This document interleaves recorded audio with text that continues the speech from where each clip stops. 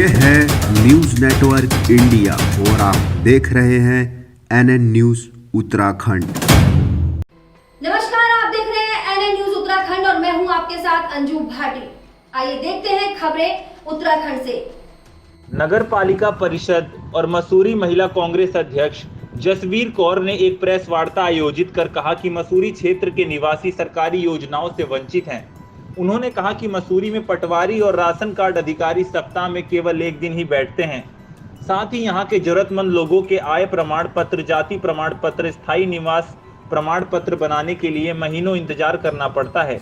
उन्होंने कहा कि सरकार की योजनाओं में स्थायी निवास प्रमाण पत्र अनिवार्य कर दिया गया है, लेकिन जब मसूरी में पटवारी नहीं बैठेंगे तो आम आदमी अपना स्थायी निवास प्रमाण पत्र कैसे बनाएगा।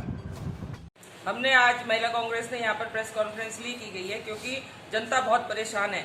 यहाँ पर जो पटवारी है वो नहीं आते और राशन कार्ड अधिकारी भी नहीं आते क्योंकि उनका एक दिन निश्चित किया गया है, सिर्फ बृहस्पतिवार, और जो राशन कार्ड अधिकारी है उनका शनिवार। तो बृहस्पतिवार को पटवारी जो है कम से कम एक महीने तक नहीं आते क्योंकि अगर उनसे फ़ोन पे पूछा जाए तो वो कहते हैं कि हमारे पास बहुत कार्यभार है और हमारे पास 5-5, 6-6 क्षेत्र हैं, तो हम कैसे आएंगे। इसलिए वो मसूरी आते ही नहीं और जनता को परेशानी का सामना करना पड़ता है। ऐसे आपने बताया कि और ये दिक्कतें तो सारी है क्योंकि किसी को स्थायी निवास बनाना है, किसी को आय प्रमाण पत्र बनाना है, किसी को अपना जाति प्रमाण पत्र बनाना है क्योंकि अब एडमिशन का टाइम है, एडमिशन हो रहे हैं, बच्चे बहुत परेशान हैं। हर काम जो है इन्हीं कागजों के जरिए होता है परंतु वो कागज समय से नहीं बन पाते। दूसरा ये है कि जो राशन कार्ड अधिकारी है वो भी आते हैं, वो भी बिना अपने लैपटॉप के और बिना उसके कि क्योंकि कचहरी में बहाना है उनके पास कि नेट नहीं चलता।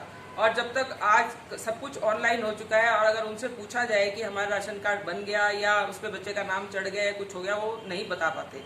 फिर वो देहरादून जाके उनसे पूछना पड़ता है या फ़ोन से उनसे पूछना पड़ता है। कभी वो फ़ोन उठाते हैं, कभी नहीं उठाते। और उनका दिन जो है शनिवार निश्चित किया गया है परंतु शनिवार में एक सेकंड सैटरडे आता है, वो बीच में उनका मिस हो जाता है, वो आ ही नहीं पाते, तो गैप 15 दिन का हो जाता है। और तीसरा हमने इन मुद्दों को लेके ये प्रेस कॉन्फ्रेंस की है क्योंकि आजकल जो कोविड से जिन बच्चों के माँ बाप की मृत्यु हुई है उसके लिए वात्सल्य योजना एक चलाई गई है सरकार द्वारा, परंतु वो भी लगता है कि उस योजना का लाभ कोई नहीं ले पाएगा क्योंकि उन्होंने उसमें इतनी जटिलता कर दी। स्थायी निवास मांगा जा रहा है उन लोगों से।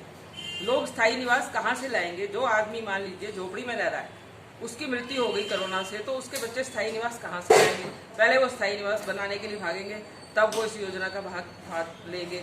उसके अलावा कई योजनाएं हैं समाज कल्याण की जिनका लाभ कोई नहीं ले पाता क्योंकि वो धरातल पे अगर उन योजनाओं का लाभ लेने के लिए चलो तो वो उनकी प्रक्रिया इंसान आम आदमी पूरी नहीं कर पाता। जिस प्रकार की गौरा देवी कन्या धन योजना इन्होंने चलाई है उसके लिए अगर मान लीजिए आप एक तरफ कहते हैं कि बेटी बचाओ और बेटी पढ़ाओ, अगर कोई झुग्गी झोपड़ी में रह के अपनी बेटी को पढ़ाता है तो वो गौरा देवी कन्या धन का लाभ लेने के लिए स्थायी निवास कहाँ से लाएगा? क्योंकि पहले सरकार में ऐसा कुछ नहीं था, पहले स्थायी निवास नहीं मांगा जाता था, सिर्फ आय प्रमाण पत्र और बच्चे के रिपोर्ट कार्ड मांग के और उस बच्ची को 50,000 रुपये की राशि दी जाती थी।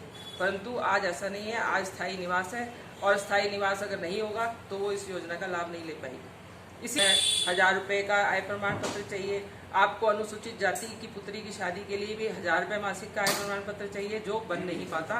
कोई भी पटवारी इनको बनाने को तैयार नहीं है क्योंकि वो कहते हैं कि अगर एक आदमी मजदूरी भी करता है तो वो 400 रुपये दिहाड़ी लेता है और आप खुद सरकार खुद जो है वो मनरेगा के अंतर्गत 250-200 रुपये प्रतिदिन लोगों को देते हैं। तो एक तरफ आप 1,000 रुपये मासिक कैसे रख सकते हैं? क्योंकि अगर आदमी मनरेगा में भी 10 दिन दिहाड़ी करेगा तो 2,500 रुपये तो कम से कम कमाएगा। तो ये इनके मानक है।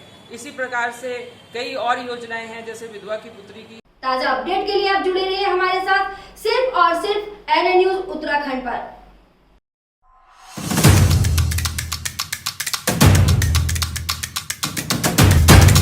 ये है न्यूज नेटवर्क इंडिया और आप देख रहे हैं NN न्यूज उत्तराखंड।